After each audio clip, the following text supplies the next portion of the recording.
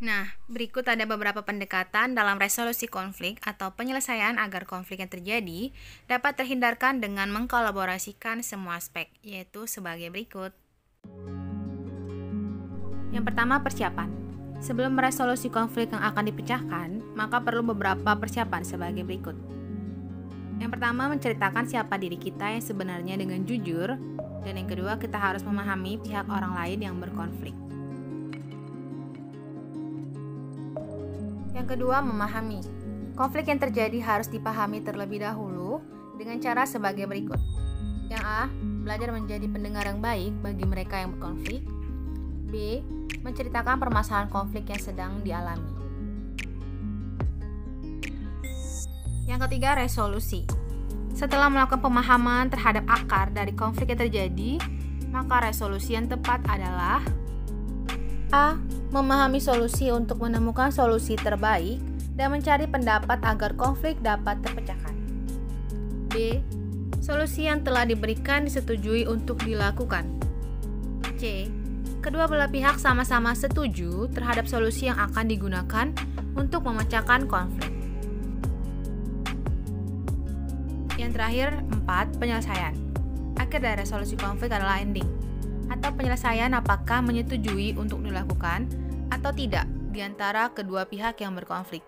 Konflik yang terjadi selalu akan dicari jalan keluarnya atau jalan penyelesaiannya.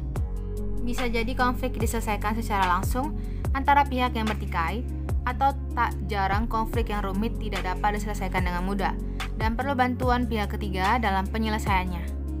Menurut Johan Galtung, ada 3 tahap dalam penyelesaian konflik, yaitu sebagai berikut. A, peacekeeping, yaitu proses resolusi konflik dengan cara menghentikan atau mengurangi akses kekerasan melalui intervensi militer yang menjalankan peran sebagai pihak yang mendamaikan yang netral, tidak berpihak pada siapapun.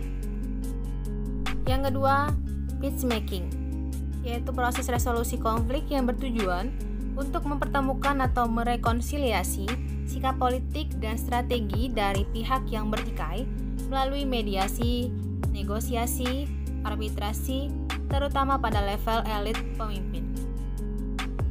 Yang terakhir, ketiga, dari peace building, yaitu proses implementasi perubahan atau rekonstruksi sosial, politik, dan ekonomi demi tercapainya perdamaian yang abadi.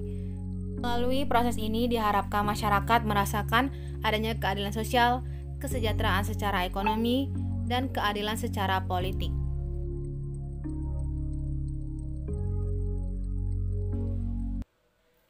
Nah, anak-anak, itu tadi penjelasan materi mengenai resolusi konflik.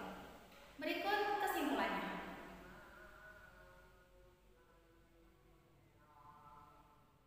Bila ada yang hendak kamu tanyakan, sampaikan di